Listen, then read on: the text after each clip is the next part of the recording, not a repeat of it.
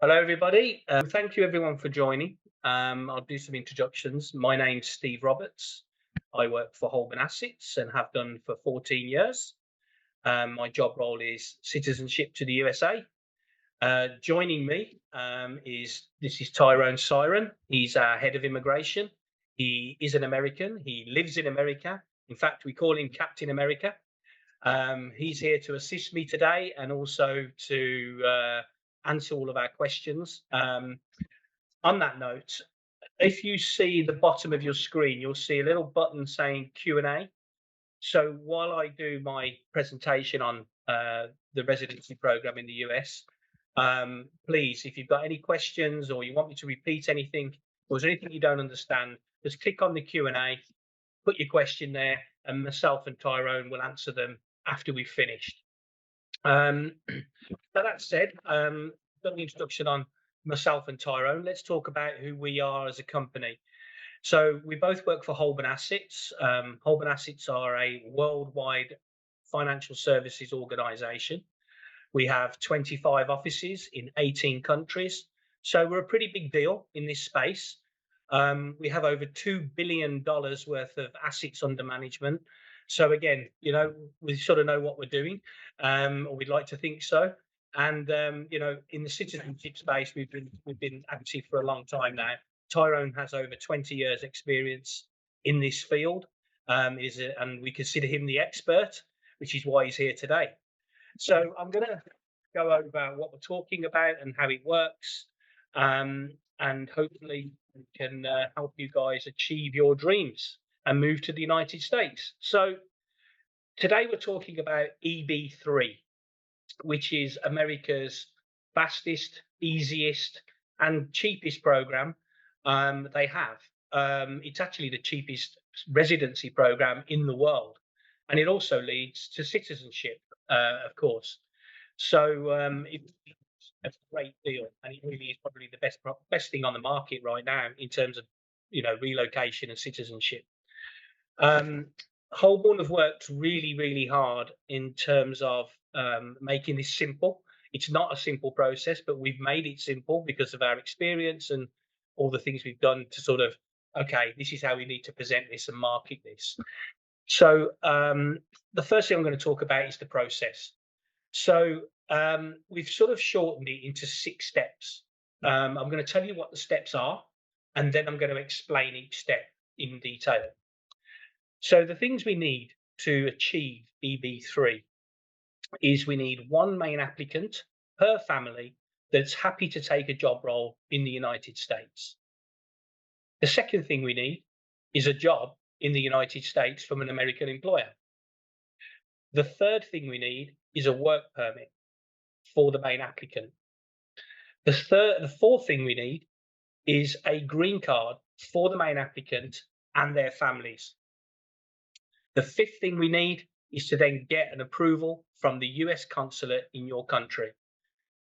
And then the sixth thing is the process of actually collecting your green card. So that's what the process is, pretty straightforward. But I'm going to go into what we do on each step so you can understand how we position this and how we help you. So the first thing, which was basically deciding how to get a main applicant in your family to take the job role. EB-3 does stand for employment based, so it is an employment based role, so it requires one adult in the family to take a job role. At the end of this meeting, I will share a QR code, a link where you can scan with your phones and you can book a meeting with me directly, where we can discuss your family situation and we can decide who would be best to be the main applicant in your household. Once we've got that point and we've got the main applicant and we know who it's going to be, whether it's the husband or whether it's the wife, we can then decide on background checks. Of course, we have to do that. We like to make sure there's going to be no problems later on in the process. We're a financial company. We don't like risk. So once we have that and we've done that process, we will then be able to document collect i.e. collect your birth certificates, passports, and all the documents we need from you. And we'll be able to offer you a job role. I'll come back to the job role in a moment, and we'll talk more in depth about that in a moment. But for now, we'll just call it the job role. So we'll be able to offer you a job role in the United States. I think it's important to mention who the companies are and where they're based, and we'll do that a little bit later. But we'll be able to offer you a job role. Once we've offered the job, that will enable us then to our legal team and our admin team will be able to apply for your work visa for that main applicant. This takes quite a while. We don't have any control over the US Labour Department, and this is probably the longest step in the whole process. It can take anything from sort of 9 months to 11 months to achieve that. But however, it is normal, and that is standard for American Labour Department to issue a work permit. Once we receive the work permit and we've been granted that, we then move on to the next step, which is getting a green card approval for you, the main applicant, and the whole family. This can take around 6 to 12 months also, but we do have some control on this, and we can expedite it. We do insist, really. It is optional, but we do insist that you do this because it could drag the process on. For a small fee directly paid to the government in the USA, they can give you an answer on that within 15 days. So it shortens it massively. From instead of 6 months or 12 months, it comes down to 2 weeks. So, that really does speed things up for you and the family to get things done. So once we've got the job offer, the work permit, the green card approval, we then move to book an appointment at your local US consulate, wherever you are based, wherever you're living. This is where we present your case and your plan to move to the USA. It's where we present all of our paperwork, things like the job offer, the work permit, the green card approval, the birth certificates, the marriage certificates, just to make sure your kids are your kids, you're married to the right person, and all the standard sort of biometrics are all done at this point. They may or may not ask some questions at this point, but it's important to mention at this point, we're here to support you all the way, and you will be fully prepared for this. We'll go over what to expect, what not to expect, what documents to take, and so forth. So this is a fully supported interview that you'll be going into at the US consulate. So once we've got approval from the US consulate, we're good to go. So, we've got our job interview done, we've got the job offer, we've got the work permit, we've got the green card, we've also now got the embassy approval. So once they approve you, they will issue a visa to travel to the main applicant and their family to the US. They will give that to all of you individually. Now, at this point, you have 180 days to get to the United States, which is where you'll collect your green card. You will enter the US immigration. At immigration, they will take you to coin Tyrone's description. They will take you to the back room, a good back room, not the bad one, and they will take you in there and they will issue you your green cards and put them in the passport. At this point, this is where it gets a little bit down to yourselves, a little bit of a jigsaw. The main applicant does have to start the job role. That completes the cycle and completes the contract, as it were. It's important to mention at this point that, the job isn't tied to the green card. It is the reason you got your green card, but it's not tied to it. So, the main applicant does have to start the job. It's a real job. And, the employer's been on your side all the way through this. So it's only fair that we start the job role. And that keeps you nice and legal and everything's above board. The family, however, have got a choice to make at this point. They can also enter the US and carry on with their lives. The kids can go to school. The partner can go and do any other job that they wish. Or they can all go back home. They don't have to stay. They've got their green cards now, which is a permanent residence into the United States, and they can keep that forever. I think to keep your green card, you do need to visit the US regularly, but nonetheless, you are US residents now, so you can go backwards and forwards as you please. And that is the process. I think one thing I think to go on to now would be the job. I've skirted around it a few times. I keep talking about it as the job role. Let's talk about that. There's lots of around. So the job, or EB-3, the EB-3 visa route that we offer is an unskilled route. So the company, Holborn Assets, we have a really good relationship and a partnership with a USA employer.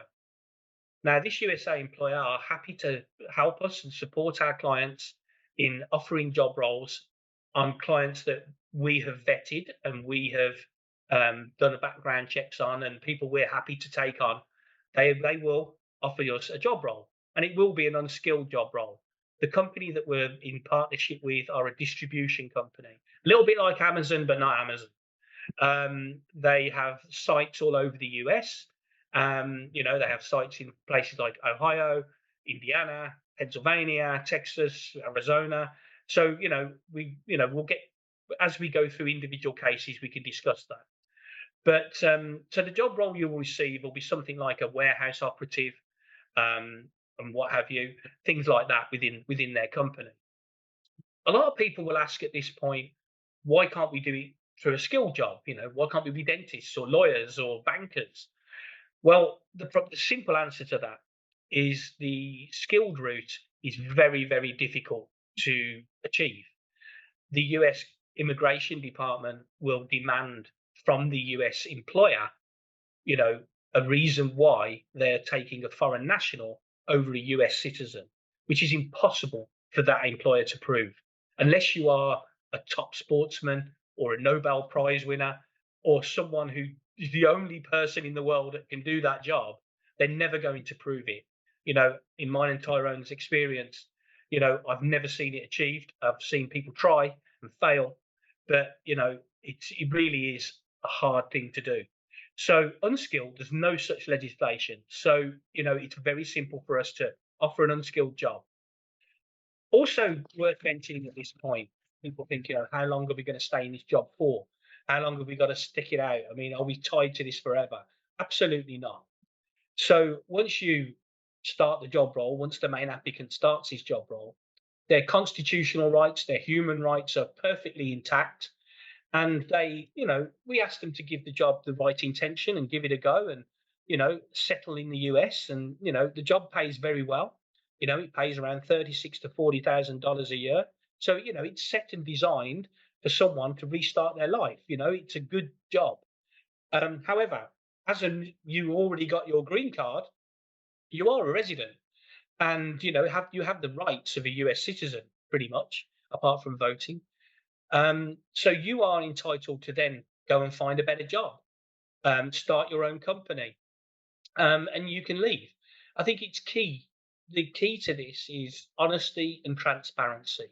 As I said, we're here to support you all the way into the US. If you leave that job, we need to make sure that you've done it for a genuine reason and it's an honest reason. Like, I found a better job. Nobody can stop you from bettering yourself. And if there was a complaint from the employer that they've only been here for 3 months or 6 months or whatever, well, it's because they've got a better job, and that's life, right? So that is how it is. It's not as if you've got to do a certain time or you've got to be in there forever. It certainly isn't the case. So it really is a nice open door to get into the USA for you and your families. I think I've mentioned everything at this point. Um, that is basically the process. So that said, let's talk about costs.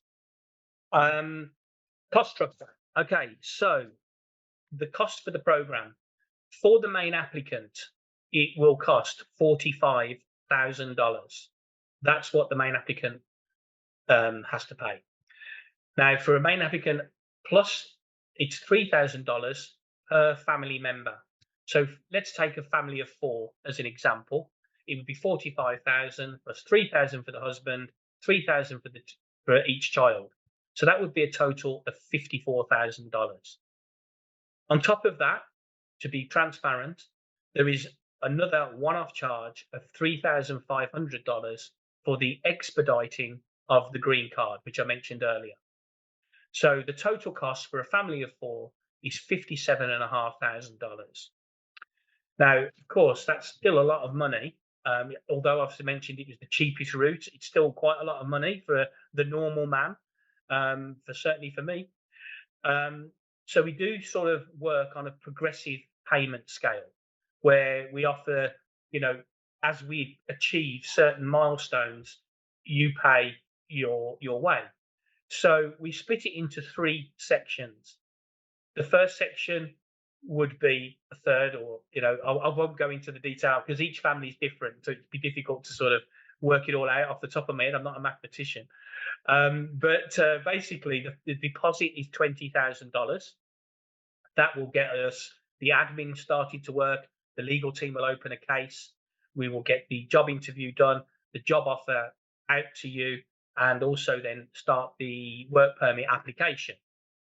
Now, once we've got the application back and we've got approval and we've got your work permit, which will be about, as I mentioned earlier, on average 9-10 months, then we ask for the second payment, which will be another 15,000 plus the family costs, so around 24,000, and the 3,500 expediting fee.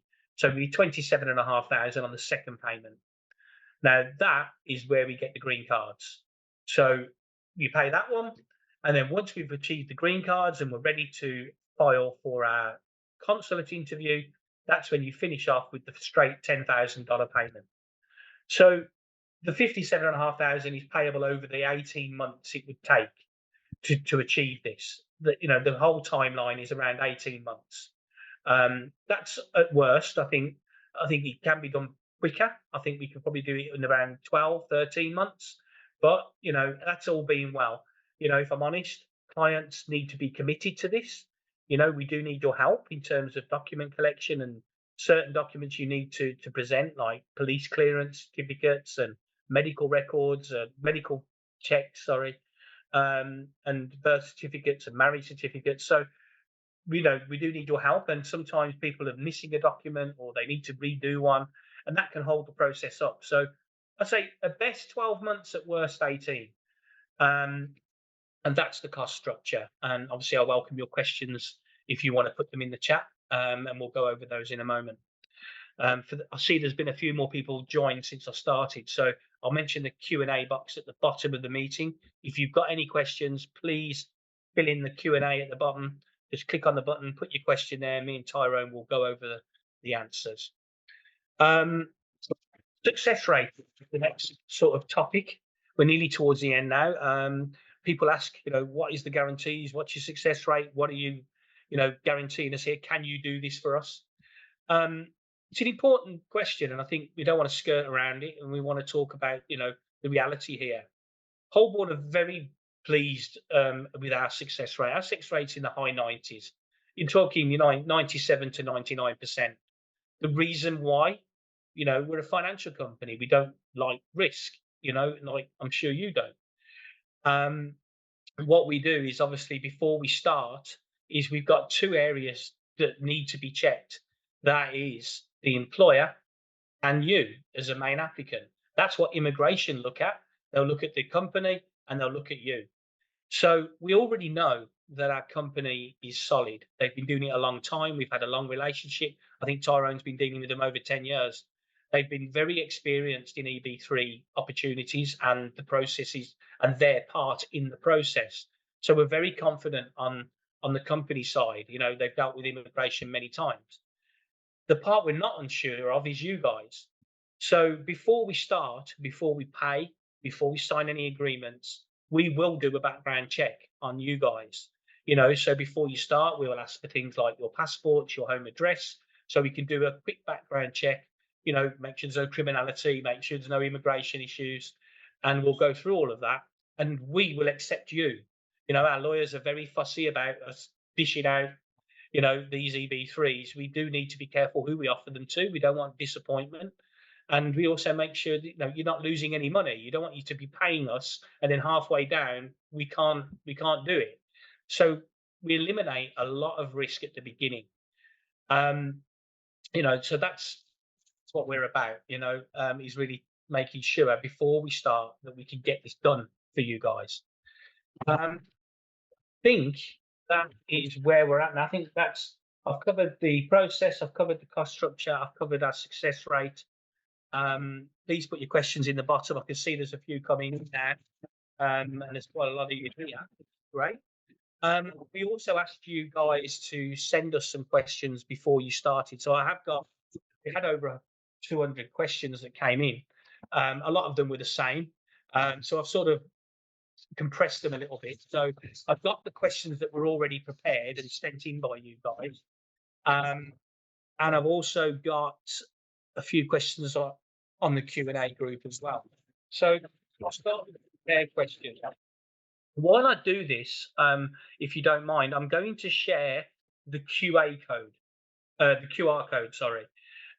So you've all got plenty of time to book in a meeting and scan your phone. So please, you can take your phones out, scan the code while I'm talking, and you can book in anytime you want for a meeting with us to go over your situation. So I'll share that, and then I'll be talking over the top of. I'll just do that now. There's the code. You can probably still see me and Tyrone in the corner. But there's the code. You just need to take your phone, open your camera, scan the code, and you'll be able to get to my diary and book a time that suits you. So see where I bring in the big man. So I'm going to bring in Tyrone really now. Big. This is the main man. So let's talk about the questions. So we had a few questions before we started, Tyrone, from the guys. So number one, what is the EB-3 eligibility? Are there any eligibility rules like ages or sex or anything else? Right. So from the government perspective, the regulations that the government puts in place, there are some requirements of few, but for example, you must be at least 18 years old. There's not a top age limit, but I would say that typically, these jobs do require to be on your feet and lift some boxes. So you're gonna want to be in generally good health and healthy enough to do the job. But beyond that, there's no there's no language requirement. You don't have to take an IELTS or a TOEFL exam to prove your language abilities. There's not that. If you don't speak any English, I always recommend that you get started studying at least some, because English is the national language in America, and you'll be using it a lot at your job. But there's no education background. It doesn't require a college degree. It doesn't require a high school degree for that matter. It doesn't require any working or career experience either. Again, that's one of the really nice things about this program, is that almost everyone qualifies. If you're at least 18 and you're in good health, and I'd say most importantly, you have a good attitude, and you really want to move to the U.S. and kind of relocate and start a new life and go to work for this employer, you're going to be able to do it. I mean, it's really, I always say attitude's probably the biggest requirement. You gotta. Is there a financial requirement there, Tyrone? Sorry, Yeah, is there a financial requirement? The financial requirement. No. So there's also no requirement that you show that you have some net worth or anything. I know other countries might require you to show that you have a certain amount of money in the bank to prove that you can move to the U.S. They don't do that. You should budget for that, because it does cost money to move and relocate, but you don't actually have to prove that. Fantastic. Thanks, Tyrone. Second question was, how long does it take to obtain the EB-3 visa? I think we did cover that, but we've already said it's between 12 and 18 months before we get to moving to the US. The next question here was, sorry. I would say that depends a bit on your location and when you can get your interview at the consulate. Every case varies a little bit, but yeah. Yeah. Okay. What's the success rate of this program? I mean, again, I think we mentioned that, but please. Yeah, I think the U.S. government, the what we call the USCIS, the U.S. Citizenship and Immigration Services, will actually put on their website the success rate for every visa program, and even from each country. So I think EB-3 unskilled kind of, and this is across the world, is probably somewhere around 85% or so, which is actually very high for any visa category that the U.S. offers. Um, we have a higher success rate as a company. We've been doing this for quite some time. As Steve pointed out, we have a good partner in the U.S. who knows the process, and we try to do a good job vetting you and making sure it's the right fit for you as a client. And it's again, if we kind of can check all the boxes and make sure that you qualify, and the employer believes that you're going to be a permanent employee at their company, I think we usually get everyone through. I mean, it's not it's very reasonable that everyone gets through. Yeah, I was going to suggest. I was going to say that. Um, that we get everyone through, and we're very successful at that. Yeah. I think it's something that as I was going to The say, program really does work. I mean, it's a bit, yeah, it's a it's bit different to visas, right? I mean, when right. people travel to visit America, things like B1, B2, or holiday visas or student, the authorities, they can sort of turn you down because you've got the wrong color trousers, right? But with Right. immigration, it's more of a tick box and a constitutional right that you can go to America if you've got this.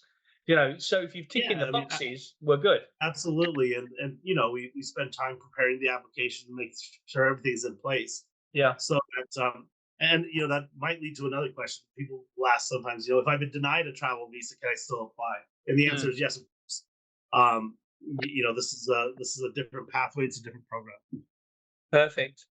Um, I think we've covered this as well, which was can the cost be paid in installments? We've already mentioned that yes, we can. We can do it in three parts over the time period. Um, how can Holborn guarantee qualifying employment in the USA? I think it's more around the job. Yeah. Can you maybe just expand on that? Yeah, right. So as you explained in your presentation, the first and the most important part of the first part of the process and a very important part is receiving what's called a labor certificate from the U.S. Department of Labor. The employer uh, applies on your behalf and invests time and money and energy into your application, and that's the Department of Labor determines if this is a real legitimate job, and that this employer can hire foreign workers. So that's what that first step is. That is oftentimes the longest step. The 9, 10, 11 months. So um, that is and that is the most important step. I mean, you need that to move on. And our employer's been doing this for quite some time. They've worked with the Department of Labor many times. More than a thousand clients. So it is a legitimate job. And if there was an issue, you'd find out, right? That they're not going to Yeah. approve your labor certificate. So that's the most important thing. Is we prove that it's a real job, and that's the very first step. Here's another one. Do all children get citizenship as well? Well, I think we need to expand on the citizenship part. I think that's one of the questions here is, does this lead to citizenship? And, yes, we get the residency. What next? Right. Once we're there, what happens?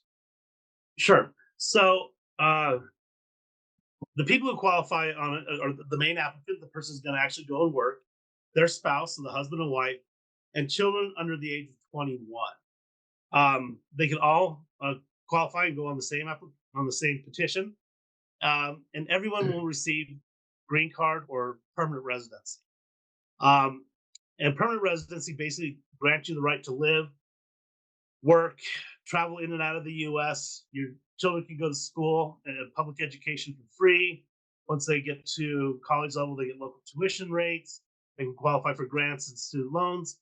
Um, Now, permanent residency there's a direct pathway to citizenship if that's what you desire. I mean, some people will just keep their green card because you can keep that forever and maintain your birth passport. But some people want a U.S. passport, and if that's the case, 5 years from after you first get your permanent residency approved, you can apply for citizenship. But there's there's a qualification for that.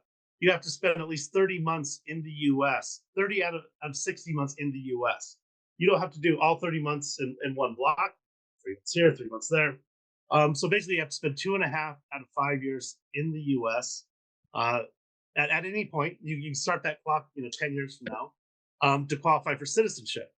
But it's flexible. If you want to apply for, if you don't want, if you're the main applicant and you don't want to apply for citizenship, you don't have to, but your wife could, your children could. So everyone's on their own pathway at that point. So Yeah. yeah, the entire family is welcome, and it is a direct pathway to U.S. citizenship if you so choose. Great. Um, does your green card permit you to travel around the world? No, No. um, it allows you to travel in and out of the U.S. And this is sometimes why people will go for citizenship, because once you get the U.S. passport, then it's very easy to travel around the world. I sometimes take for granted how easy it is for me to get on a plane and go most anywhere in the world. Yeah. However, I would say having a U.S. green card does make it a bit easier to get visas to travel to a lot of countries, and a lot of countries will see, on their travel visa applications, they'll actually have a box. Do you have a U.S. green card? And you check. If you check yes, you're pretty much. I don't. There's never a guarantee, but they put you in a different line, right? They say, okay, they've already been vetted by the U.S. They can travel back to the U.S. anytime they'd like. So they're going to be good visitors, right? They're going to be visitors. They're going to come and visit and go home. Yeah. So, uh, Cool. but you can't actually travel with your green card around the world. But once you get your passport, you can pretty much go around the Yeah, world, right? yeah. So next one, there's two more on the prepared questions, which was one was about the education fees. I think you just mentioned it. What rights do they get But for their kids' education? yeah, I mean, let me just reiterate that once. As somebody, I've Yeah, it's a big one. lived around the world, and have children, and I've paid internet, living overseas, I've paid international school fees, which, as can be quite high. Mhm. And I've come back and I've resettled in the U.S. and it's really fantastic. My child can go to the public school here for free. I mean, just there's no fees. And public schools in America, that includes all the education, all the books, but also all the sporting activities, music activities, uh, you know, social activities.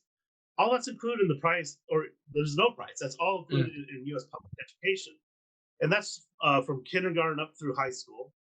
And then at the college level, you get what's called local or in-state tuition, which is uh, in most states will probably save you about $20,000 a year per child. It's substantial, the amount. International students pay a very hefty fee to be international students in the U.S.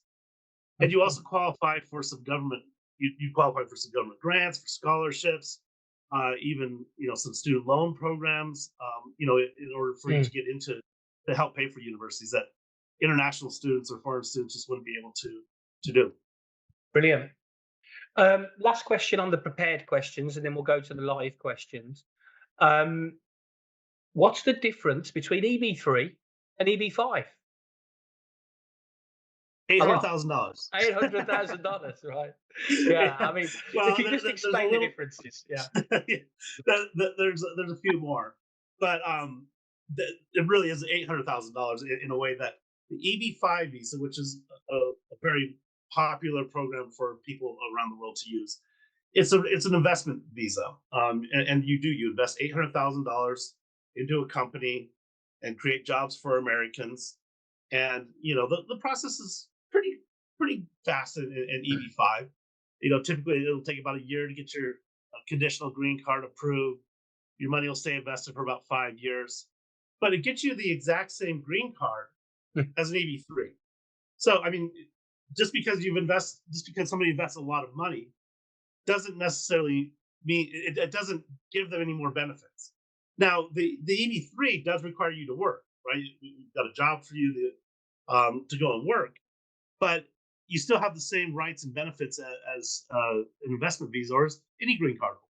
Yeah. So, you know, you can always think of it this way. I mean, if you are somebody who has $800,000, um, it's possible to do EB-5, but you might also want to consider just going to work for a while because you can save that 800,000 and put it towards a different sort of investment, or and have a decent job when you land in America and relocate. So Got it. it's something to consider. So in short, it's EB5 is the showpiece, right? That's an investment route, and Right. EB3 is an employment route.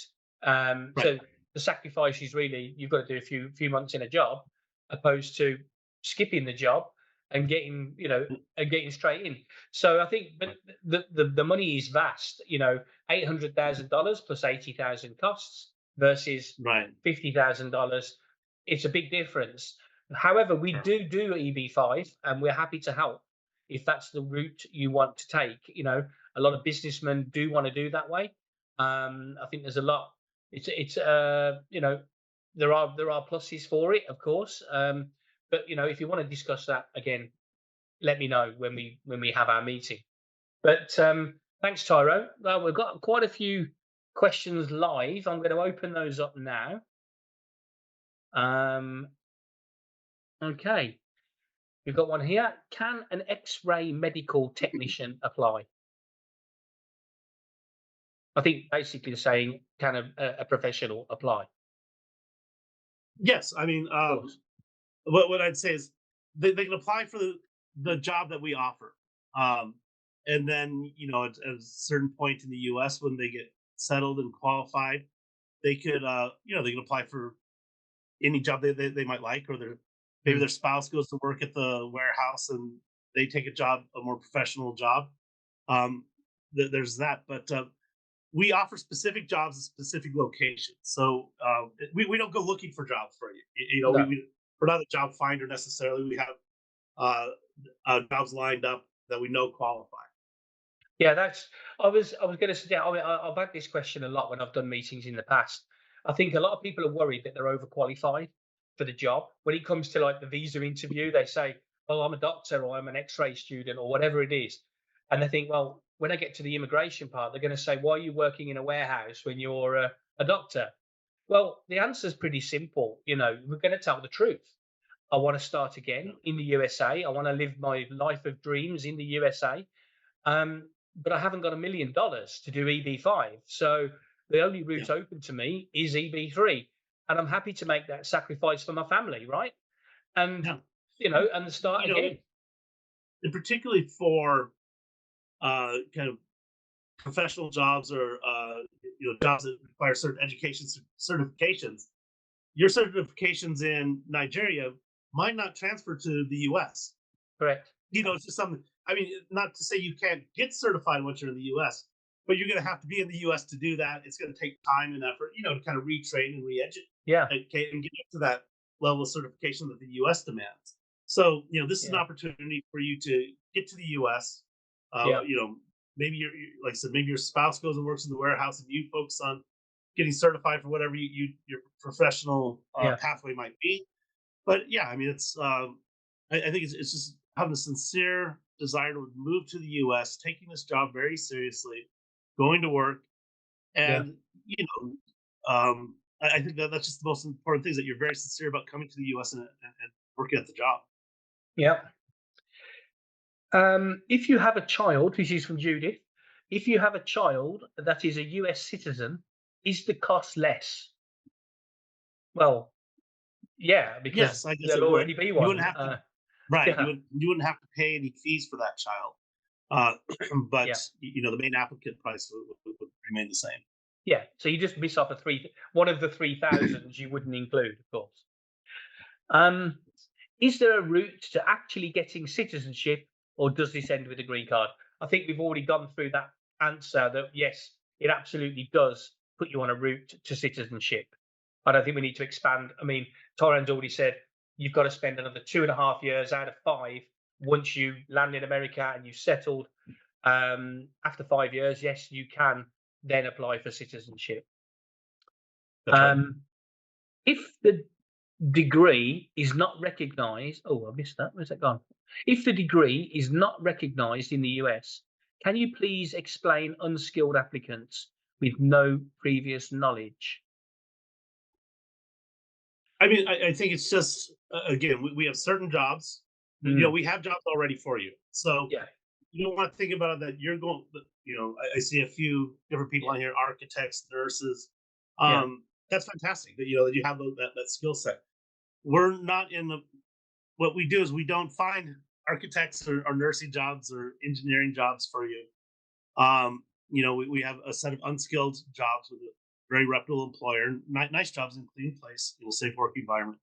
mm, But and ultimately you can get to America and there might be opportunities for you to, if you're a skilled nurse, to do coursework in the US, to get qualified to be a nurse.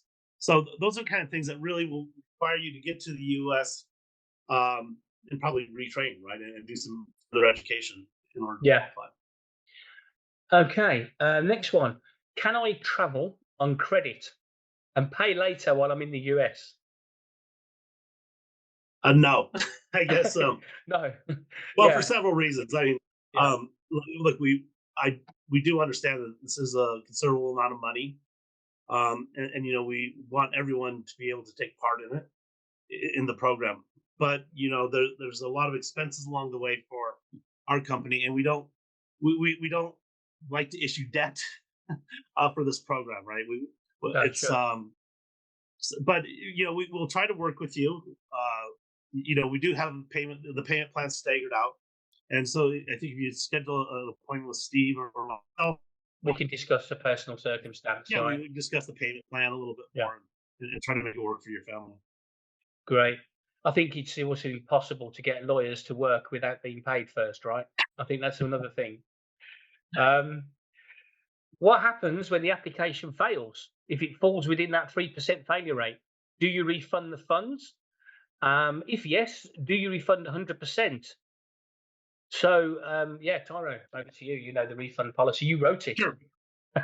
Right. So, um, along the way, there are really actually hard expenses incurred. We cover a lot of fees in there.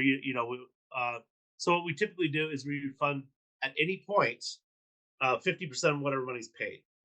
So at any point, if there's a denial or a failure, whatever money you've paid at that point, we refund 50% of that. Okay. So it's 50% at any period. I think the important thing there is, whether it's a good outcome or a bad outcome, you still paid to get the work done, right? So we can't really Right. just refund money Yeah. because it was It's unsuccessful. We still did the we pay process. certain fees Tou- and Touch wood, yeah. So personally, I've never had to activate the refund clause. So that's pretty good. As I said, our success rate's very good, and we try and eliminate any kind of reason. And we've already said it's a tick box exercise. If you're good, the employer's good. There shouldn't be any reason. However, we do put that 50% in there because we will do most of the work. But it's only 50% of whatever stage you're at, right? Um, Aside from EB-3 visa, do you guys assist to prices in EB-2 NIV visa? no, not particularly. I mean, like if that's something you're very interested in, you might want to set up a call with us. We can discuss a little bit about your situation. We And might point be you in able the to right assist, or direction. we could probably refer you, Yeah. to the appropriate lawyers to help with that case. Okay. Um, what is the total cost, please? Can everything be sent to our mails? I think the important thing here is the code here at the bottom. I think if you book a meeting with me, we can have a conversation. We can discuss your personal search situation, and then I can send you a personalised quote for you. But the general cost is 45,000 main applicant, 3,000 per family member. That's the general gist of it. But if you want to discuss your situation, please book a meeting. I'm going to keep pointing that out. Um, does previous visa refusal affect this process? This is from my friend Adiola. I think I've met Adiola. Yeah, we've Not gone through that yeah, before. not yeah, not necessarily. But it's a very good question. because a lot of people Mm, have been a lot of people get denied travel visas. It's yeah. pretty common to get denied a travel visa. That's not Mm, going to affect your application. Let me qualify it. Unless you were denied for criminal reasons, that you're on a watch list. But if you were just lots of people get denied student visas, lots of people get denied travel visas, just because the consul thinks that you want to move to the U.S. You want to relocate to the U.S. You might not come home. The good thing about this program is they want you to move to the U.S. They don't want you to go home. So, no, as long as you weren't rejected for criminal reasons, uh, or any kind of it could be combated, the right? bad, I suppose it yeah, depends on what it's the not reason was, right? right. But for the Yeah, most part, it's simple travel visa denial. No, we see a lot of yeah. those, and it doesn't affect your I've application. seen quite a lot of those. But if it's something like, yeah, like Tyrone says, criminal, then we need to understand the detail, and that's it. And we'll go through it, and we'll talk to our lawyers. I've got a question relating to EB-5 here. What is the return on investment of EB-5 Sure, it's while we're here? it ranges quite a bit. We always say the biggest return on your EB-5 investment is the green card, right? You get the green card, but typically in the market, you see the returns are not that high. Can be anywhere from 0.25 to 1% annual return. We do at Holborn. If you'd like to set up a meeting, we'll be happy to talk to you. We have a project in Holborn where the investor actually makes about 7% return on their investment, which is quite unique in the EB-5 world. So again, if you're interested, please set up a meeting with Steve, and we'll Yep. get on and discuss more. Last question from the live questions. With the EB-3 visa, do you need to be tied to a specific employer? If so, does your employer have the ability to cause the government to revoke the visa? So basically, does the employer have the power to delete your green card? Yep, I'll let you also answer it good again. question. Yeah, Yeah, so yes, you are tied to a specific employer. Uh, this is the company that sponsored you. They offered you the job, and they have a job there waiting for you, and they're expecting you to come and work. Does the employer have the right to tell the government to revoke your visa? so did they have the The power employer has a to right to dismiss it? make a report to the government. Like if you never showed up at the job, I would expect the employer would probably report that you never came to the job.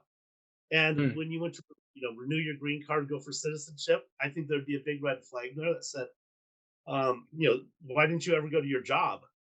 That's it was an EB-3 job, and you didn't show up for your employer, and I think that could potentially get your green card revoked.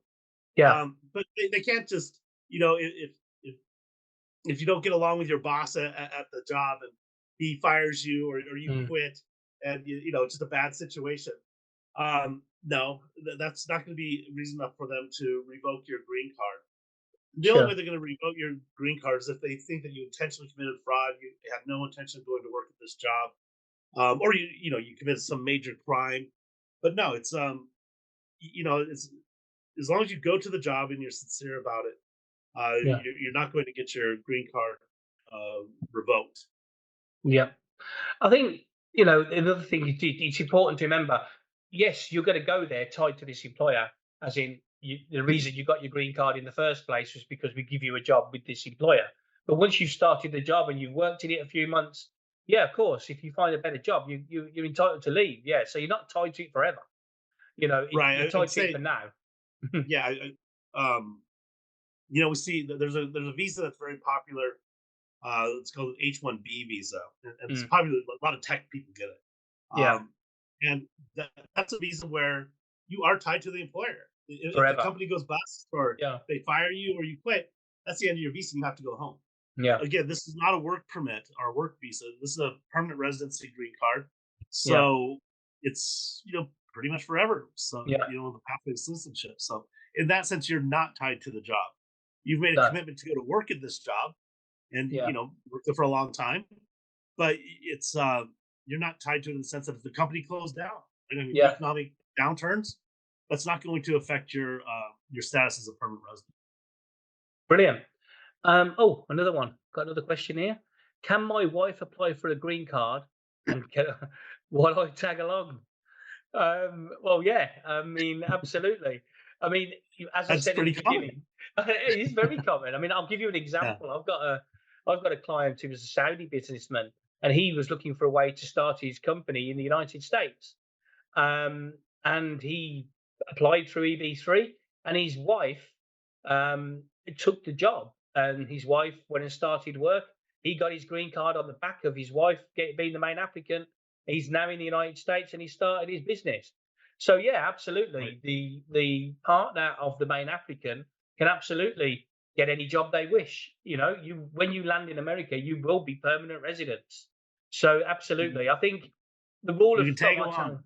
yeah, that you can tag I along. like that phrase. I like that. I think, for me, I've always said it. The way to pick your main applicant is whoever is likely to have the highest earning potential in the United States wouldn't be the main applicant. It would be the person who would have the least amount of earning potential would take this Right. job, and the partner can go along and do any job they wish, providing they're qualified, and the company, will accept them. But yeah, absolutely. You get your green cards before you start the job. So you are residents. Um, I think on that note, that's every question answered live. We've answered all the prepared questions. So that just leaves me to just talk about next steps. And it's just the same thing I've been banging on about. If you want to meet and do this and even want a bit more attention one to one, please scan the code at the bottom of the screen.